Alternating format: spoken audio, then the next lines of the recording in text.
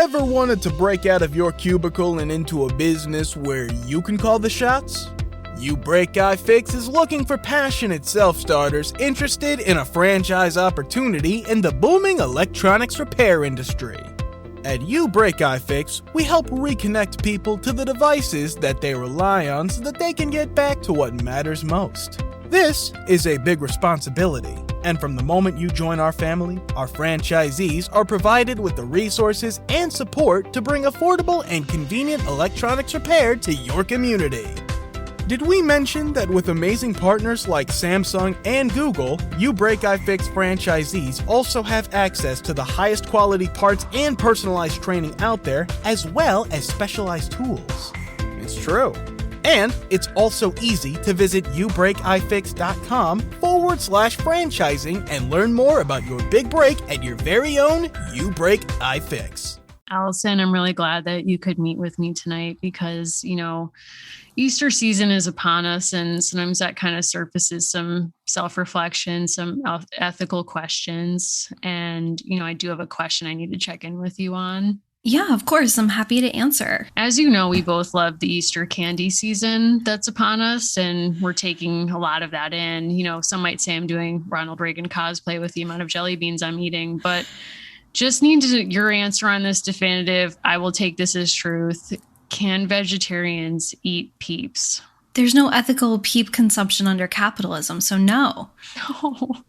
Oh my God, I can't hear this.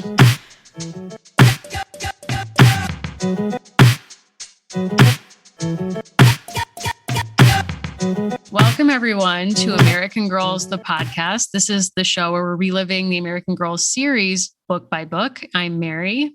I'm still Allison. And I should say I'm not technically a vegetarian, so that question doesn't directly affect my life, but I am curious about it. I think because that TikTok audio is going around about one being a vegetarian, if someone says they have beef, we're all just thinking thoughts that we hadn't thought previously. It opens so many doors. And I did think back, I told you this before, but when I was in religion class, when I was a kid, I genuinely was like, can vegetarians eat animal crackers? This is a real question that I'm asking you. And nobody took it seriously, and I got in trouble for asking. But, I'm just wondering, the metaphorical value of naming something, does that mean is symbolically true? Is that a kind of truth that matters in its own way? I don't know. Allison. I guess I'm just at that point in the pandemic. I don't know. I think Peeps are highly polarizing. I think we are going to get some feedback on that question. I think we're going to hear from people. Just to let people know what my current position is, sure. I have pretty much at the ready at my command. I know where they are at all times. I have 2 stuffed Peeps that are for my pleasure. One is pink, one is blue. Wow. I will probably be purchasing one of the bunnies this year when they go on sale at my consumer value store of choice. You need it. And now they make actual Peeps that are dipped in chocolate. Yes, they do. And those are excellent. If no one's tried those are excellent. And I feel bad because, as I told you before we sat down to record, I did ask Anna to buy me some jelly beans, and she bought me Jelly Belly because that's all the store had. No. And I was like, this is too bougie for me. They'll come at you with buttered popcorn, very fancy flavors. To me, true jelly beans are these are the flavors that are on offer. Pink, red. I don't Anna was like, but what flavor is pink? And I was like, don't ask, don't tell. I hope to never know the answer to that question. I just know I enjoy it. The end. I think black is licorice. Black is licorice, and that's divisive. A lot of people don't like that. I love black licorice. I hate licorice as candy, but I love black licorice jelly beans. Because no one, as a nation, we're in crisis. No one really understands what's happening with jelly beans. Here's the thing. My gift to everyone who listens to this show, if you haven't turned it off already, when you purchase a bunny-shaped Peep, you're making an investment in your own future, and I'm going to explain why. Wow. There are a few things better for a s'more, wow. Right. Because you need to think about the aerodynamics, you need to think about fit. Right. The bunny Peep is a flat structure, flatter structure. She or he or they fit perfectly within the context of the s'more. But here's why it's an investment in like your own rebirth and your recreation around the springtime. When you do a s'more in the microwave, you're saying to yourself, I believe in an eternal summer. Oh my God. I'm just telling you that's like, so not, I mean, I know cool for the summer is about something else, but in a way it's like you're doing your own cosplay of that, but it's sort of just like my summer is eternal. It's like hot for the peep is my... Did you know that Jamie Foxx's first album is called Peep This? Do you think it was actually about peeps? I don't. Okay. Just checking in with you on that. Thank you. I do know that there was a point in the pandemic when there was, I'll say, concern from my corner of the internet that peep factories were not able to supply perhaps what we need. And this was a joke, and it's not a joke. It's not. It's listen, on a serious note, it's like we're over a year into this pandemic as of this recording. And I really think anything you can do to take care of yourself and be kind to yourself is absolutely worth it. No, and I think there is a tendency on certain social media platforms where it's like, let people enjoy things that are still relatively harmless and come for people about things where accountability is important. Yes. On that note, I'm seeing a lot of social media posting about vaccine stations and where vaccines are being given and certain rewards for being vaccinated. And there's a lot of posting I actually saw earlier today about Krispy Kreme and people saying like, oh, if you come get a vaccine, like you can get a free Krispy Kreme donut. And a doctor came out and was like, don't try it. Yes, it's important we all get vaccines, but don't incentivize donuts. And I'm like, honestly, if you attempt for 1 second to bring fat shaming into vaccination, I will lose it. Like I am not playing games with this. Like, I don't know who did this, but stop, cease and desist. If you see this kind of stuff happening, please call it out. Like, absolutely no one needs to be body shamed on top of everything else this past year has brought. Like, if you want to give me a donut when I get my vaccine, like I guess it's not safe enough to hug people yet, but like I would want to do that. Yeah, I understand that completely. I also think within the medical establishment, it's like, let's maybe be honest about the ways in which racism, misogyny, and white supremacy formed your professional culture before we start coming for donuts. Can't. Oops. Surely can't. Allison, we've come here today not only to really dispel some myths about the history of medicine, donuts, vaccines, and peeps. Who knew we were going to cover so much ground so soon? But we've also come together to talk about a book that's actually of the AG universe, and it was inspired by our listeners. So thank you to the listeners who posted about this book. But we saw a couple of listeners post that they were in maybe a fit of nostalgia or just like true standing, rereading the classic children's series, Amelia's Notebook. Yes. And unbeknownst to us, excerpts from Amelia's Notebook were printed in the American Girl magazine for several years. It's now no longer under the imprint of American Girl. It's still in publication. But we wanted to actually just press pause for a second and still do something American Girl related before we transition to the next series of books. So today we're going to be talking about Amelia's Notebook.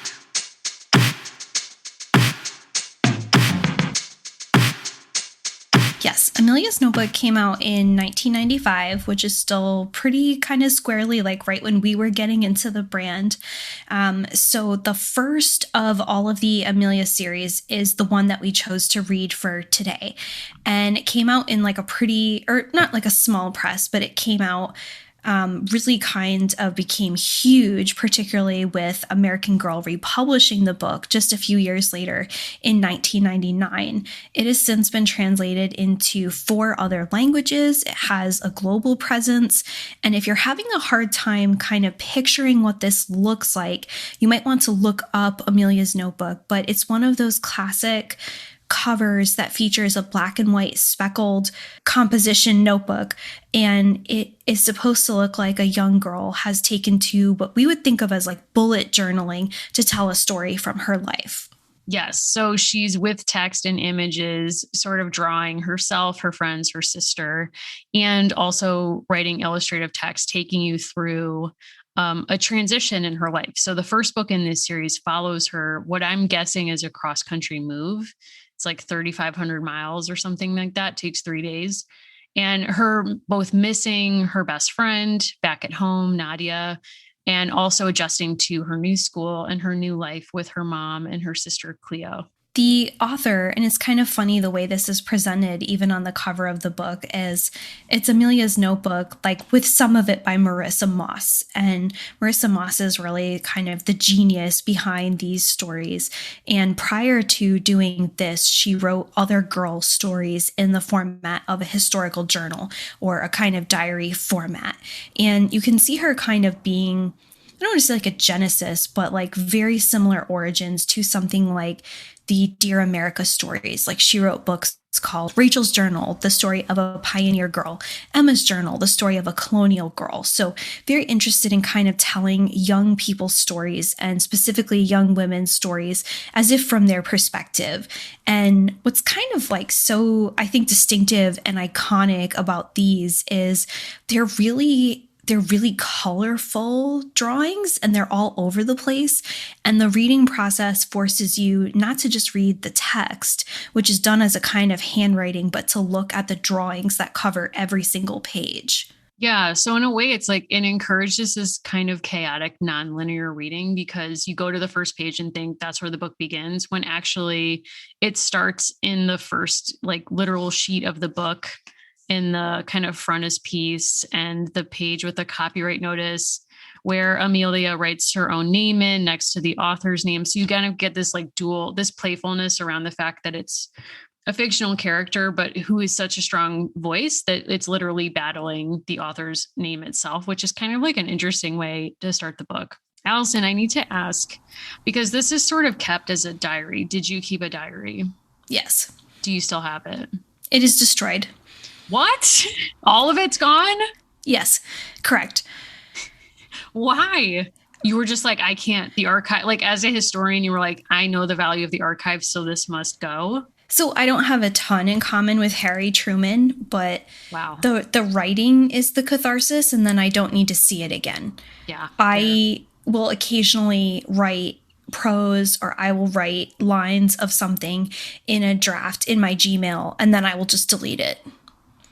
I don't have, we literally do this whole thing where we review people's writing and we dissect it and we think about it from a retrospective. I write certain things for the purpose of a moment and then they are gone. Well, I think that's like an important act of writing is just kind of processing something. And it's not about going back and like rereading is different than reading.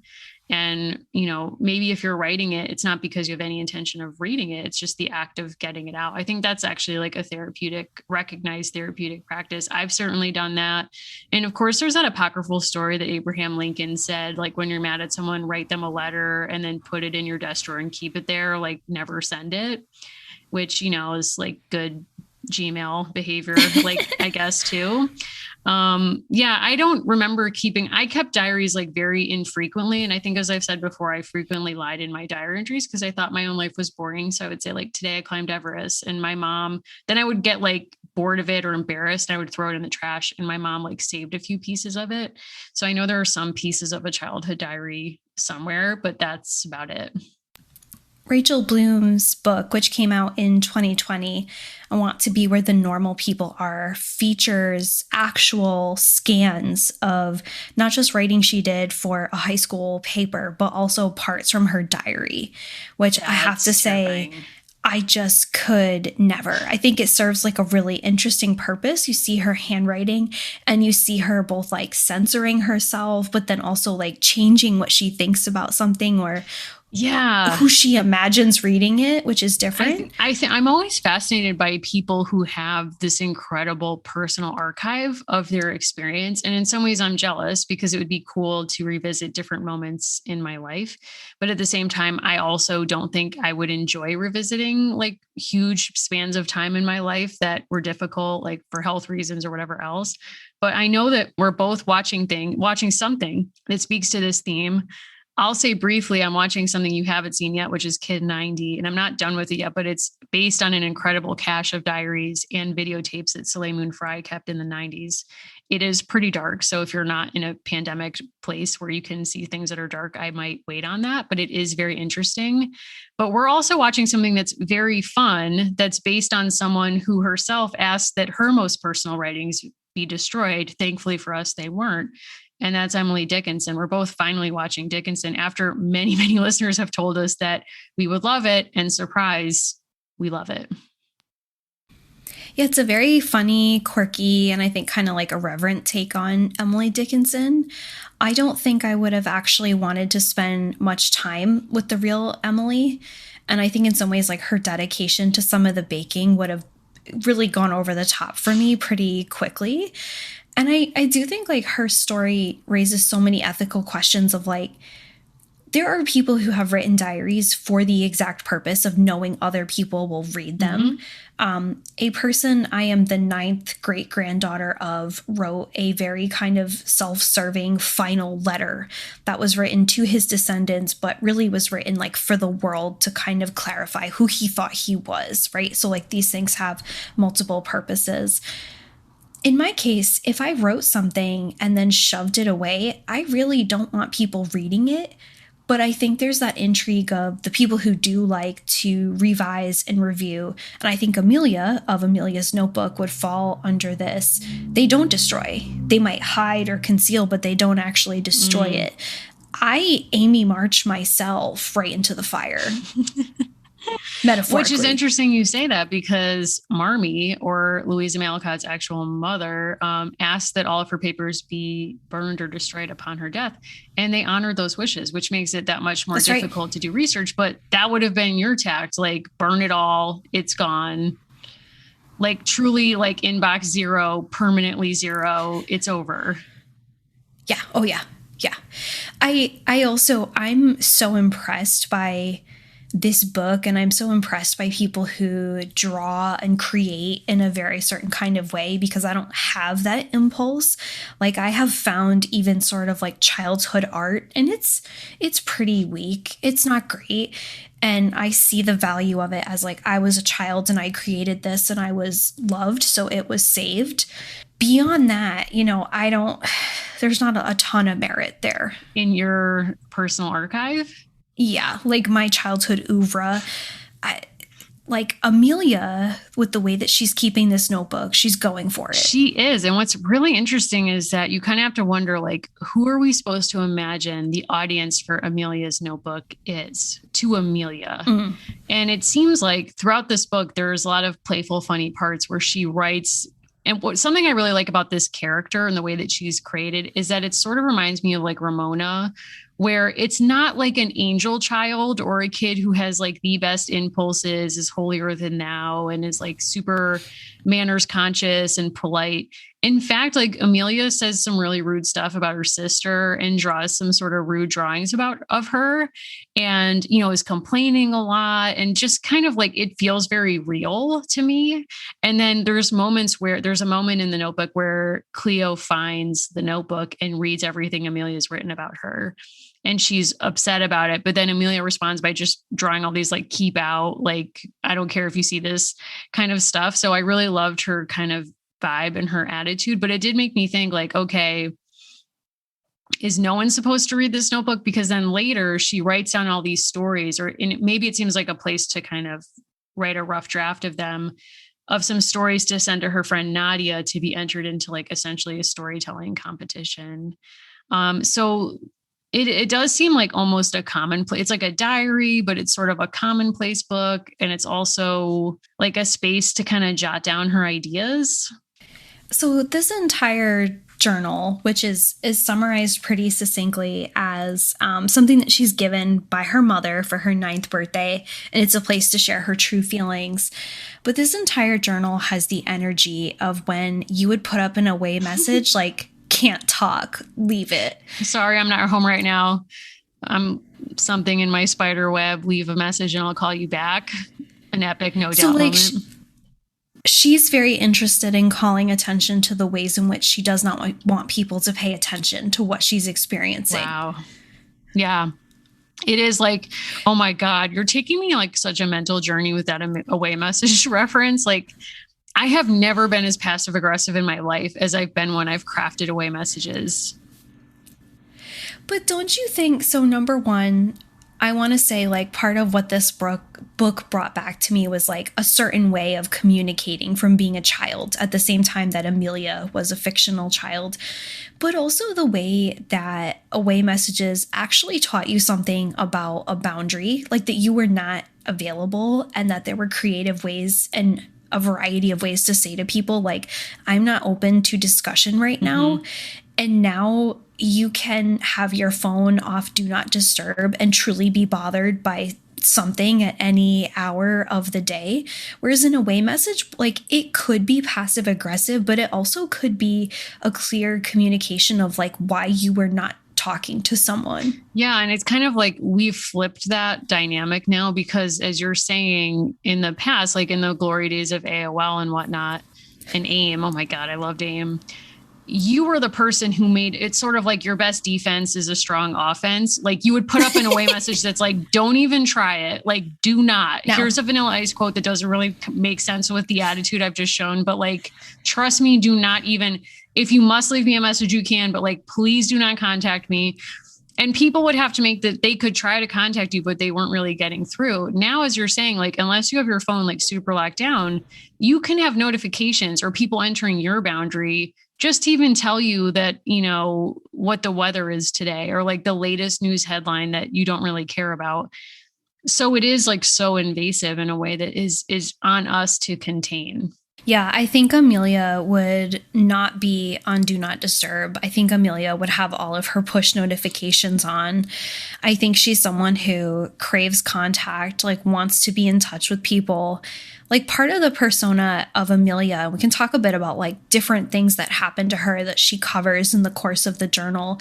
I would say she's kind of a slightly less caustic Harriet spy. Like she's very curious about people. She is a little bit nosy and she does kind of document the way that people around her seem to be or like seem to exist. But I think in our, last year rewatch of Harriet the Spy and some of our discussion around those kinds of things, there is like kind of a meanness to the way that she would summarize people. And Amelia is maybe a little bit more innocent. Like I think Amelia is more the fit for the American girl world of the mid 1990s because there is a kind of innocence that plays out. Like Amelia is struggling. She has been forced to move. It's her birthday. She's not happy with being in a new house or being with her family. And core to the story is like missing a best friend, like all things that are really super relatable to lots of young people, because the through line is Amelia has lost control of her life, which you feel all the time when you're a child to varying degrees. And her mom is sort of like, here's a notebook, go do something with it. And I think what's cool looking back is like you're given a lot of tools as a kid, hopefully, to express yourself.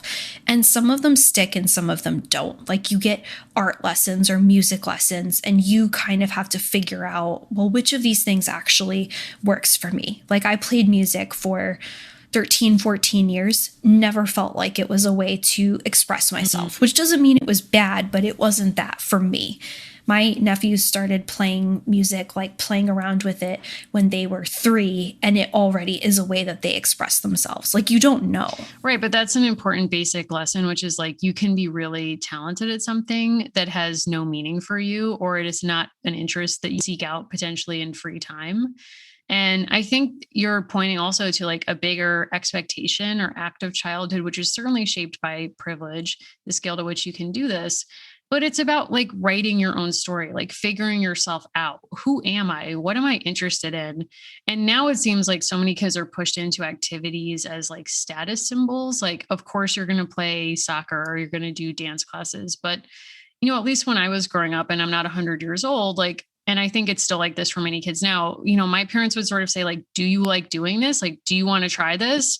And the minute we stopped enjoying it, like if we had made a commitment, we would have to stay on the team for the season or whatever. I really love sports, but my older brother didn't. But we could pick and choose what we were interested in. It was interesting to see like the interest we would pick up and then drop and then adopt something completely different.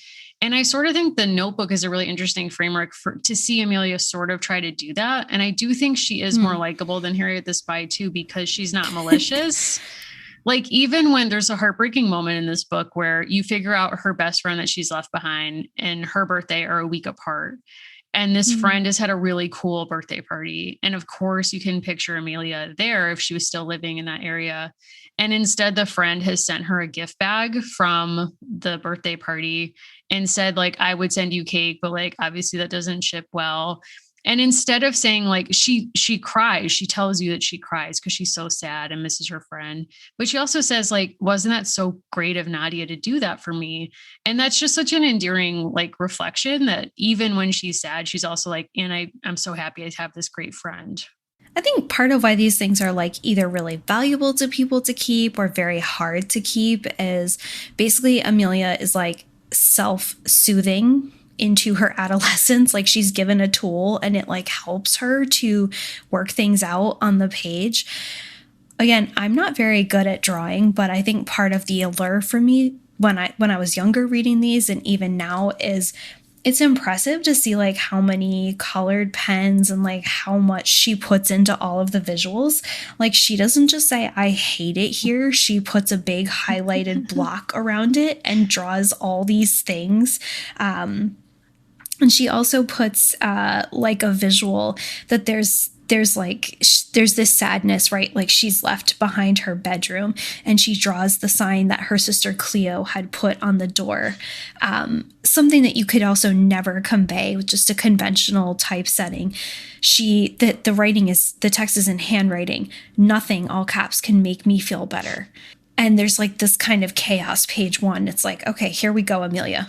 I'm nervous, but I also just love her energy. Like I really do love the pages where Cleo has been like caught reading her notebook and she just says, serves her right. She shouldn't read my private business. Instead of apologizing for like pretty rude stuff she said, she's like, well, that serves you right. And then writes special fingerprint paper. Your prints are being recorded right now. And it's like, I love this sort of like sibling on sibling mind game of like, I'm recording, like you are under my surveillance. If you touch my stuff, I will know about it, which for anyone who has siblings, I feel like everyone has had that kind of moment where you kind of have to navigate the feeling of like, what is a shared object and what is not, and like privacy. And she goes from sharing a room to having her own room. And that's a big transition. And I don't know, there was something about that resonated with me where it's sort of like, I hated it when I thought my brothers were like in my stuff.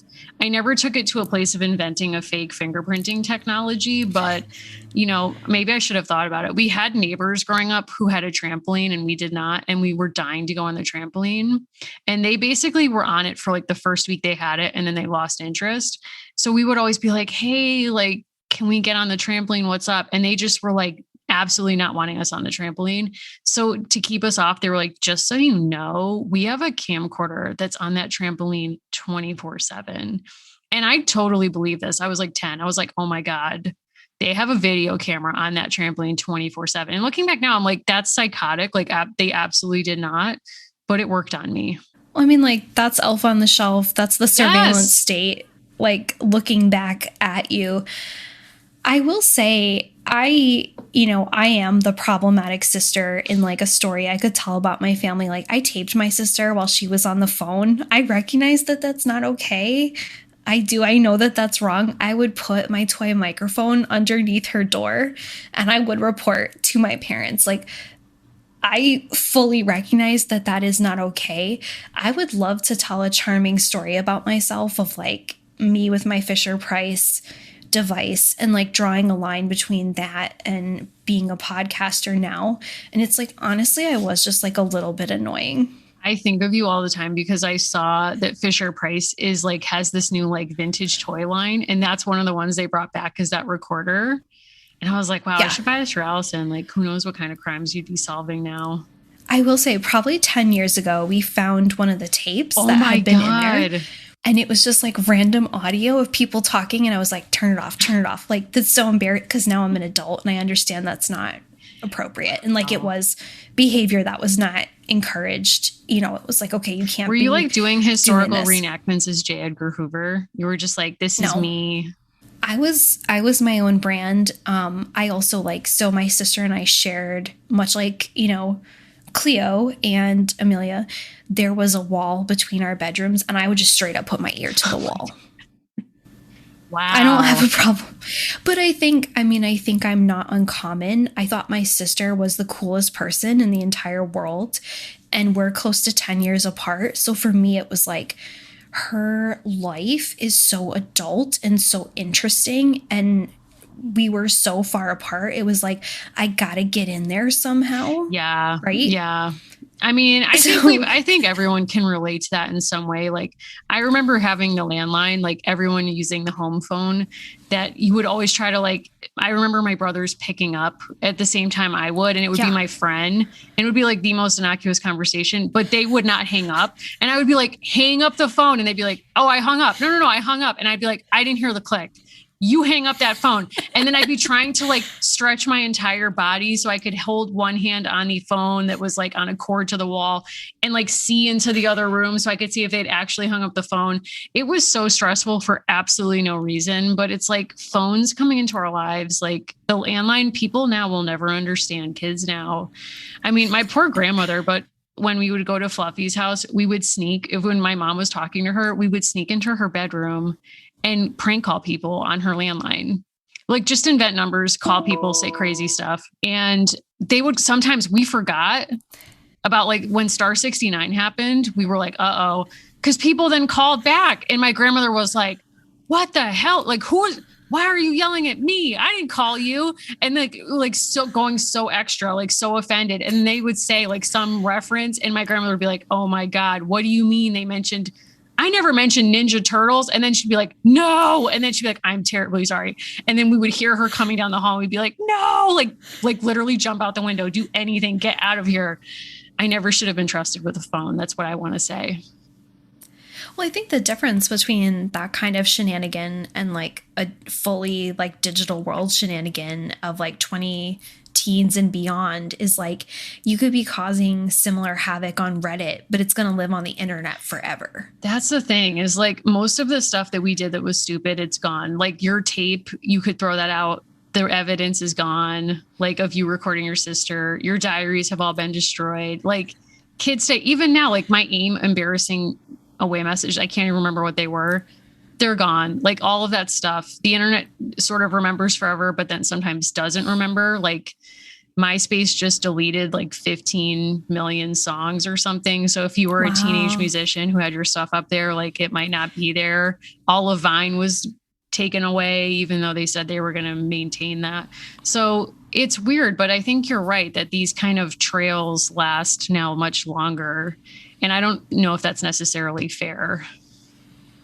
How do you think that would change, for young people today? Because I could see a major resurgence of something like an Amelia's Notebook as a result of the pandemic, right? Because as part of this, they not only included snippets from this in the American Girl magazine, they also marketed her guide to gossip. She had all these other kind of different books to help you, but you could also make My Notebook. And It was kind of a framework set out by Amelia.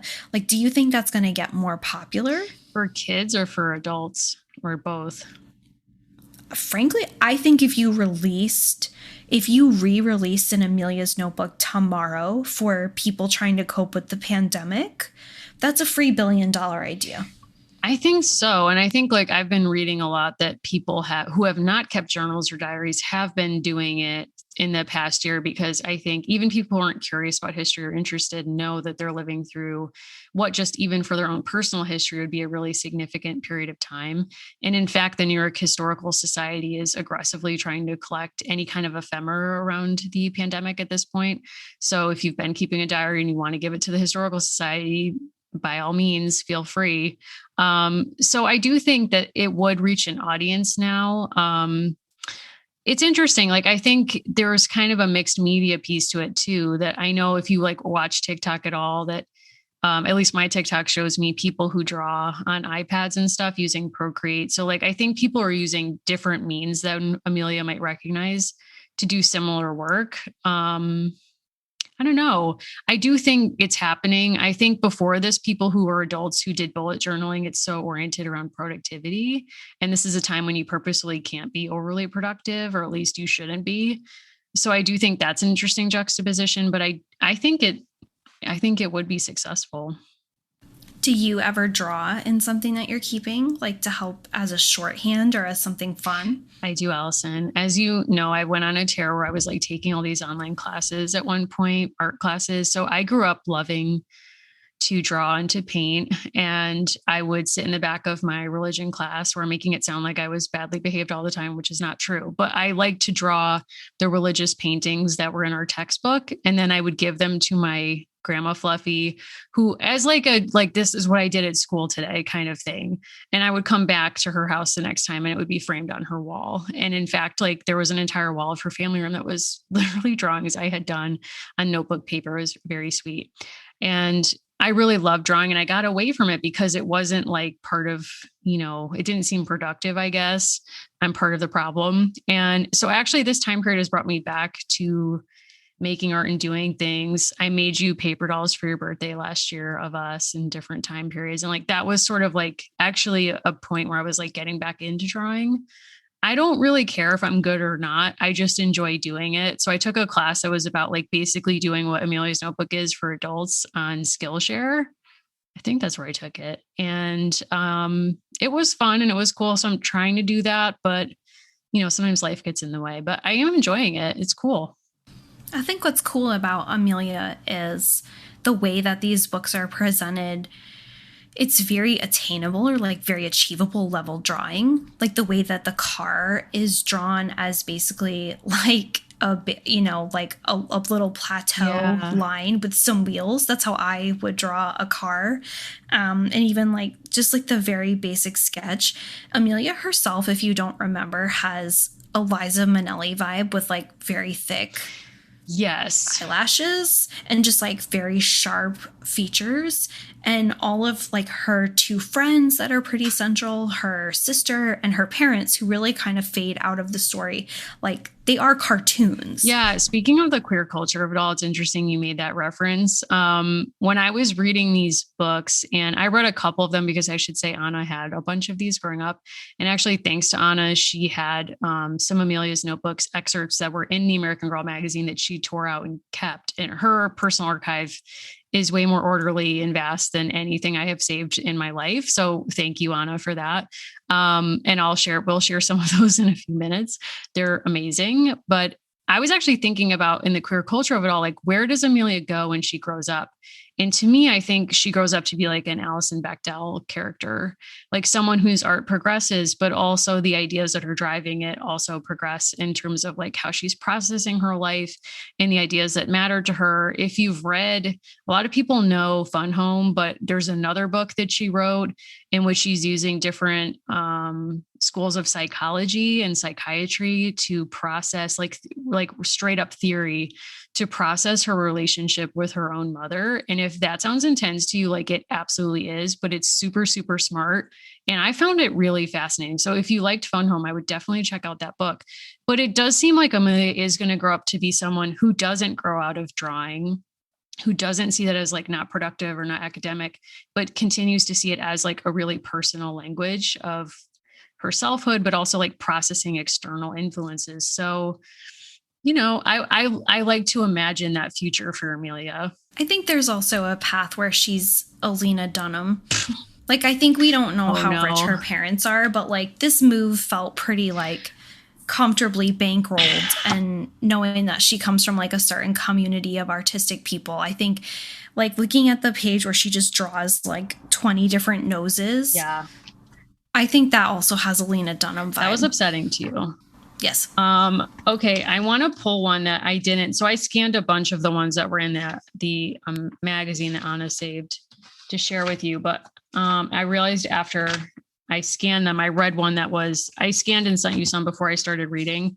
And so I happened on one that was like super intense. So I need to read you an excerpt of it because I just think it will speak to like whether this is Lena Dunham or Alison Bechdel or like who we're dealing with here. Okay. This one's called Amelia's Family Ties. And you see there's a drawing of her. Hold on. There's a drawing of her where she's literally tied up with rope. Yeah. Okay. And then under here, do you see that there's like 3 dads? Yes, I do feel like a Rorschach is being administered on me, but I'm paying attention. Okay. She is bound up and there are three dads. And this is called Amelia's Family Ties. And under the 3 dads, we see laughs too loud, jokey dad who says, did you hear the one about the banana? Haha. Then the middle one is working all the time, business guy dad. Not now, honey. I'm busy. And then lecturing when I was your age, dad. We had to walk 20 miles to school in the snow. Okay, so you're like, okay, I guess this is going to be about her relationship with your dad. You are not prepared for this story, Allison. I'm just going to say that, listeners, buckle up. We're not ready for this. This is a kid's book, okay? I mean, it's in the American Girl magazine, but like, whatever. We open on a letter, okay, written on blue paper. It's typed. It's from an adult. It's from her dad. So above it, she has written, I'm reading this whole thing because it like shocked me. Okay. I just need your response. She writes, this is the only thing I've ever gotten from my dad other than my name, I think. My mom says it was his idea to call me Amelia. Then we get the letter. Dear Amelia, I've written this letter a dozen times trying to think of the right thing to say, but I'm afraid there's no good excuse for not wanting to write you earlier. I meant to get a divorce from your mother, not from you and your sister. But I'm a journalist and I began working in Japan after the divorce. I was there for 10 years. From that distance, it seemed too difficult to stay in contact with a toddler, Cleo, and a baby, you. Now I'm back in the United States, in Chicago. I'm remarried and have a new family. Your baby brother, George, is 6 months old. You have every reason to be angry with me, but now that you found me, I'd like to stay found. I'd like to be a part of your life. If you want to be a part of mine too, I hope you'll come spend a week with me this summer. You'll get to know me, my wife, Clara, and your half brother. I've already talked to your mother and she's agreed you can come. Think about it. I hope you decide to find out who your father really is. And then it just says dad. Doesn't even say love, dad. This is so fraught. And then like, spoiler alert, she goes to Chicago and they're like, she does a lot of free babysitting. And then there's like a very intense dinner with her dad where he's like, I just couldn't be around your mom. So like, that was that. But that was wrong. And he was like, yes, I did come up with your name. I thought you looked like an adventurer. So I named you after Amelia Earhart. Complicated. And then he's like, you know, I loved you the moment I saw you. And she was like, important. But there is something in this story that I think a lot of good children's literature does, which is like, it signals like good behavior in kids, like good behaviors to adopt. So like this dad has not, by his own admission, been dad of the year. And she's out at this dinner with him and it's fancy. And she's like not feeling great about what he's been saying. Like she feels like there's this gulf between them. And previous to this, she was babysitting her half brother, George, and he was crying and she couldn't figure out what was going on. And then he grabbed her sock and stopped crying. And she was like, well, I don't really know how that solved it, but like, okay. So she says, quote, then I remembered how I felt when I was trying to cheer up George. How can I help him if he couldn't tell me what was wrong? And how could dad know what I needed if I didn't tell him? So finally, like she ends up asking, like, why did you leave? And they have like a good conversation about it. But I thought that was actually like instructive in a way for kids reading that to sort of be like, no one's a mind reader. If you're upset, you should tell someone. Like, have some good communication. I feel like Eminem saw that in a waiting room somewhere. Wow. And that's where Stan comes from. I listen. And he was like, dun, dun, dun, dun, dun. Like, you know that I don't listen to a lot of music, full stop. You're not a music person, no. I listen to Stan at least once a week. What? Are you serious? I'm very serious. Wow. I think it's a very interesting piece, very troubled piece, very interesting piece. So... wow. Wait, no, you can't move on from that. What's going on with you? Scale of 1 to 10, how worried do I have to be about you? And are you identifying with Eminem these days or Stan? Dido. Where are we at? Oh, Dido. Okay. All right. That's fine. Thank you. I just think it's fascinating. And also there's been sort of a reckoning and conversation about content and Eminem songs happening online. But I think I listened to that song and it's like, this was just on the radio. This was just out here. I think what's so appealing to people now, like who are finding these old magazines, who are finding stuff like Amelia's notebook, like maybe we're right or wrong to be surprised, but we are saying like the emotional maturity that is displayed by Amelia, like she has a moment actually in the notebook where she draws her friend and her friend doesn't like the likeness, which is what actually inspires the drawing of all of the noses. But they have this very mature moment where on the one hand, she's still mourning this other friend that she doesn't get to be with very much. And she has this new friend that she's trying to impress and develop this relationship with. And this moment of like, oh, you see me a way that I didn't think you did. And like the drawing brings these things up.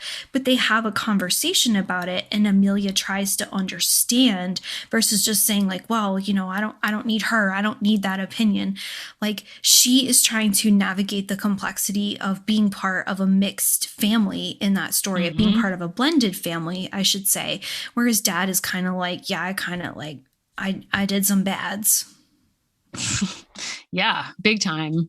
And I think what's nice about the story too is that by no means at the end of the story does she say like, okay, I'm all better. Like this is over. I'm past it. It's like, no, she's still upset and she's still sad and she still doesn't understand a lot of things.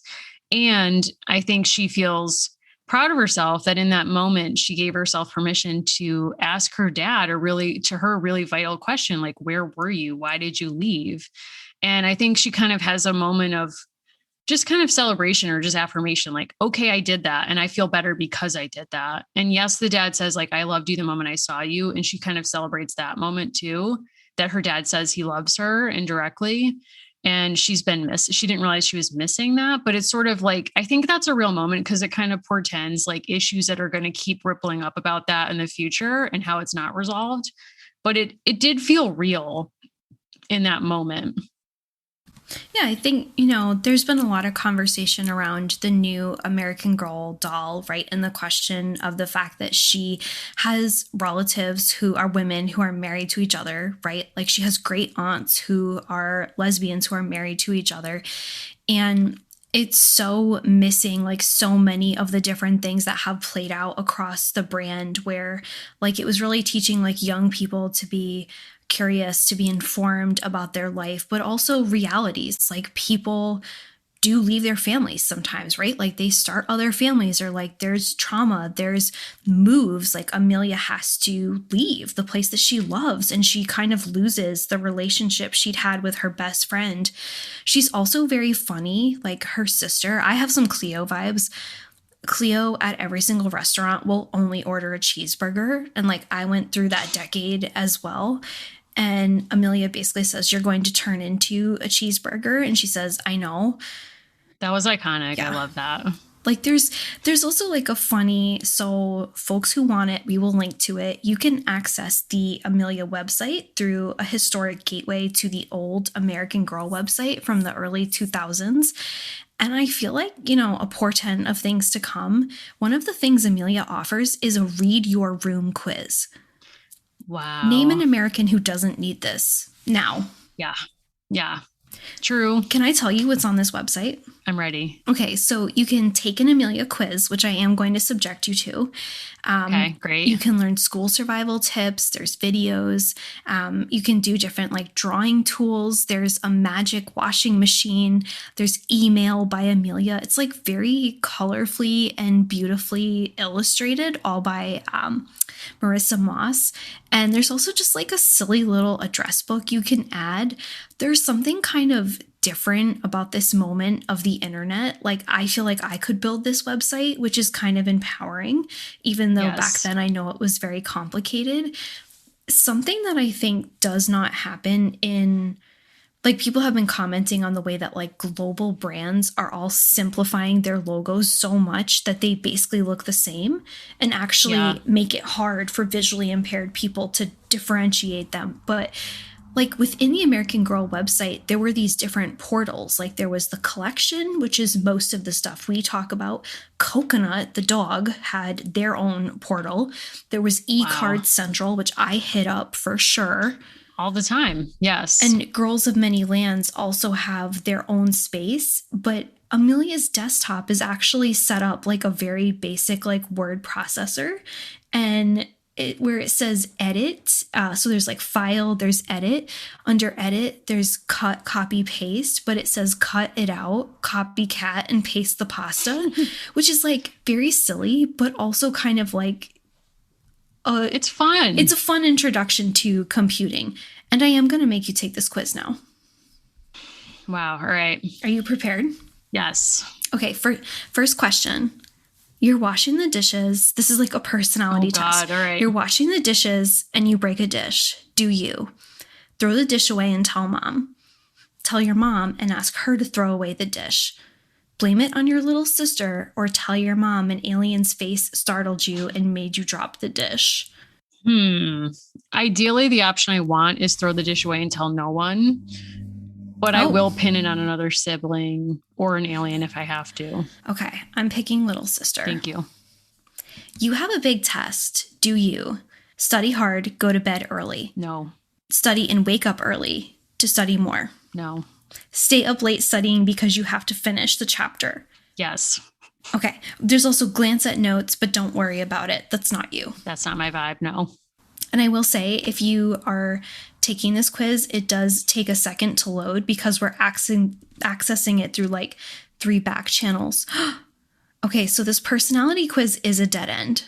No! You don't. Oh my God. Is this some kind of existential like prank? Now I'll never know who I am. I truly didn't know this. I wasn't prepared for this. I think much like an American Girl quiz, like I love this. You are, Wait, hold on. I might have a quiz for you, Allison. I didn't see that coming. You didn't see that coming. Are you in an emotional space to take a quiz right now? Yeah, for sure. So thanks to Anna's archive, I'm going analog so we don't have to worry about the Wayback Machine sending some of us into a personality spiral from which some of us may never recover. I don't know how many days it is from Leo season, but like I won't feel safe until we get there. Okay, so this is the Read Your Room quiz, not to be confused with the Read the Room quiz, which should be offered in all schools, as we've said. Okay, so I'm going to ask you a series of questions with 3 multiple choice possible answers. Okay. Under my bed are A, 2 slippers neatly lined up. B, board games and books artistically arranged. No. C, all the things I shoved under there when I had to clean my room. C. Yeah, I could have told you that one. In the closet are A, clothes hung up in an orderly fashion. B, clothes and toys kind of organized. C, I'm not sure what's in there. You could find anything. I'm a B, C cuss, but I'm going to go with B. Interesting. Okay. Yeah, that feels right. Okay. 3, on my desk are A, pens, pencils, a lamp, and plenty of space to work. B, papers, pens, tissues, a lamp, and boxes of paper clips, rubber bands, and thumbtacks. Or C, I can't even see the top of my desk. There's so much stuff on it. I'm a B. I never let it get that cluttered because I also usually have like toys. You know what, Allison, as your best friend, I can't let the negative self-talk go further. You're not a B. Okay. Please remember that. Okay. Question 4. On my bed is A, my favorite stuffed animal. B, a pile of stuffed animals. C, a heap of all kinds of junk, including a stuffed animal or 2. It's a C for me. Still. Fair. Okay. That's good self-awareness. On the wall is A, a bulletin board. B, a poster or 2. C, such a spread of posters, I'm not sure what color the wall is. A, I had the same Renoir posters on my wall for a very long time. You're fancy, huh? Yes. With Renoir posters. But I had these fabric boards that I had with them. Fair. So let's see. Extra credit questions. Oh. My dream room would have A, a skylight with a telescope, of course. B, a secret compartment behind the bookcase. C, my own vending machine full of junk food. That's not even a question. It's C. I knew that one. Could have told you. My favorite decoration is A, my collection of glass animals neatly dusted. B, the glow-in-the-dark stars on my ceiling. Talk about iconic. C, a lava lamp if I can ever find it. Oh my God. I had all of those. You had a lava lamp? I had a lava lamp. It was given to me. I had the glow in the dark stars, and I may have said this on this show before. I put my glow in the dark stars not just on the ceiling, but on the top of my canopy bed. So I would always have a view. Wow. It's iconic. That is iconic. Oh my God. Wow. So which is it? All of them, I guess? I'm going to go with the glow in the dark stars because that was most important to me the longest. And lava lamps do eventually kind of fade out. I remember those were such a hot item, especially when like 60s nostalgia was hopping with the 60s miniseries, as we've mentioned, a shared love of ours. But my mom was like, that's a fire hazard. It is. No. It certainly is. Yeah. Just saying. I'm glad you're still here. The oldest thing in my room is A, the teddy bear I had when I was a baby. B, the handprint I made in kindergarten. C, the stale Cheerios under my bed. D, a Dunkin' iced coffee I bought at 8 a.m. and I'm still nursing now late into the evening. I won't answer that. Wow. So I had old things in my room even when I was a child. And actually one of my favorite things was I had a framed photo of my brother and sister when they were like very young. And I loved that. It was in a very cute little frame. And that was one of my favorite things. So that was probably like the actual oldest. That's so cute. Okay, so the way that the scoring of this works is that it's like if you got mostly A's this, mostly B's this, so I'll just read those. So I think you got mostly B, C's. I don't know. So we'll see how we feel. If you chose mostly A's, you're incredibly neat and organized. I predict you'll come clean my room. Oh, wow. No. If you chose mostly B's, your room is cozy and inviting. I predict you'll always be able to find what you need when you need it. In some ways, it's like precursor cottagecore is like how I read that personality evaluation, but that could just be me. That's a binary I reject, which is like, I know where things are. No one else does. That's in it. So in a way, it's like a security policy. It's like hiding in plain sight. Like I know where every American Girl book I might need for this show is right now. Okay. I respect that. I always feel like I have a similar kind of system in my life. And I once read that someone was like, you'll know you'll have Alzheimer's if your car keys are like in the freezer or a place where they absolutely shouldn't be. And that filled me with terror because I'm like, I could do that now. Like, I don't know. You know what I'm saying? Like my life is a bit chaotic. If you chose mostly C's, your room is a construction site. I predict only you will know how to get from the bed to the door without stubbing your toe on the stuff on the floor. Wow. That's okay though. You're okay with that. You don't feel attacked. I think there's, much like Amelia brings like a certain kind of fun energy. I think there's a time and a place for that level of like frenetic excitement. And some people would say, but Allison, not in your sock drawer. Well, wrong. Dare agree to disagree, I guess. I don't know. I have been asked not infrequently if I'm living in my car, which is another question that I reject. Sure. I mean, you haven't answered it, but I'll assume that. Yes. So that's a bit clever, but I don't know. You are not living in your car. No, I can attest I am to not. That. I am not. In a way, it's like you're just very prepared because you have a lot of materials in your car so that if you needed to, you meet any range of circumstances, you're ready. It's like you're sort of you've prepared in advance to MacGyver your way out of any situation.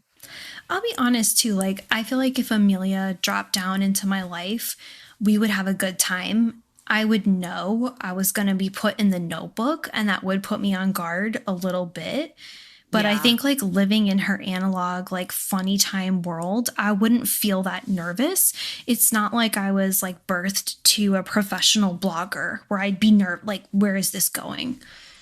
That would like if I was being raised by an influencer who was like, by the way, like that little hijink you did earlier, can you do it again? I need a second take because the camera angle was off. And I'm obviously going to be putting this on all my socials. Like, can you imagine a fate worse than that? I don't know. Like I don't know. I mean, Amelia is a second child, as am I. And I feel like that energy is in the book. It wasn't discussed because, and I won't make this personal, but you were sort of raised like an oldest child. So like the middle child piece, like it doesn't like you don't bump up against that. It doesn't land on you. Whereas for me, when she says, when Cleo was in the kitchen with her friend, it was like they treated me like I was just a chair or piece of furniture and they couldn't see me. I was like, this is a brand that I understand and I'm here for it, but it's also a lot sometimes. But I think she'd be fun to hang out with. Yeah, and I'm kind of happy. So like the arc of the book is her trying to adjust to a new place, but kind of discovering that she enjoys this notebook, right? That she's passionate about kind of like sharing things about herself and like learning about that, and also learning along the way, like that other people could read it and that there are consequences. And she ends up just kind of happy. Like she's had some fun times with her friends and she learns that this is something she wants to keep doing. And I also love a smart sort of writer publisher moment. It's like, Amelia wants to keep going. Are you? Yeah, sure. And there's also a very relatable moment at the very end of the book. So it is like a composition book. So the insides of the front and back cover have those like standard measurements and stuff that a composition book has. And in the very back, it's like table of time measure. And it's like 60 seconds equals 1 minute. And then it goes further down. It says 365 days equals one common year. And Amelia's written in there, this year is definitely not common. And it's like, wow, this book is timeless. She knew. Wow. Well, she is a fortune teller, according to that quiz I just said. Apparently there was something on the American Girl website where she told fortunes. So there is. I was actually able to get a screenshot of that, and I should be thanking the Internet Archive and not being upset for where it failed me, just briefly. But as part of this, she offered words of wisdom. And the auto or like randomly generated one that I got earlier today was bad luck sign. The line you're in is always the slowest. And dear reader, I was trying to engage with a COVID vaccine website. That's all I'll say. That's kind of a dark ending. You know, I think it's dark, but I think it's also a reminder that like young people know more than we give them credit for. I do think this book is evidence that kids absorb a lot and they pick up a whole heck of a lot. And, you know, don't underestimate them. No, and Amelia in her garb is dressed like she's ready to go to a farmer's market in Brooklyn. Yeah, she would fit right in now. You know, she would be very of the times. I think so. I would like to read one of the more recent ones to see kind of how the tone has changed, if at all. But, you know, if you're listening to this and you have read one, please let us know about it because I am curious. Yeah. And I mean, know that we're continuing on the path. We're kind of at this turning point where we're still going to keep revisiting things that we loved when we were in the Amelia age and like the Amelia epic of literature. I think that's probably how future scholars will define the mid-1990s, like the Amelia notebook time. And we're also going to be kind of taking like a similar lens, but a different kind of appreciation to stories like Kaya's, right? Because we haven't read that before. We haven't read all of the Kit series. We haven't read Caroline, but we still kind of understand the world that came from. And you all kind of fill in those gaps for us too. Absolutely. So we're so excited of where we're going next. And we hope you're going to come along for the ride with us. We have already gotten some messages from folks who are looking for Kai's books and are getting ready. And we are too. And we're very excited for that. Absolutely. Mary, if people want to reach out to you, they want to talk to you more about Amelia, or there's other content you want to tell us about that we should cover from the magazine, where should they find you? Yes, I would love to talk about the magazine, all of it. Please find me on Instagram at Mimi Mahoney and on Twitter at Mary Mahoney123. Now, Allison, if somebody would like to propose a diary entry for you to destroy, how might they reach you? Yes, so you will not find my childhood tapes at Allison Horrocks on Twitter and Instagram. We also love when you follow the show and you reach out to us there, American Girls Podcast or A Girls Pod on Twitter. We really appreciate when you reach out to us. And we do have a link tree where we post things like our merchandise or other ways that you can support the show, such as our Patreon. So that is kind of an easy spot, or on our website for American Girls Podcast. That's right. So thank you so much for listening, for all of you who continue to support our show and this really cool community. And we love hearing from you. So thanks for being in touch, and we will see you on the next episode.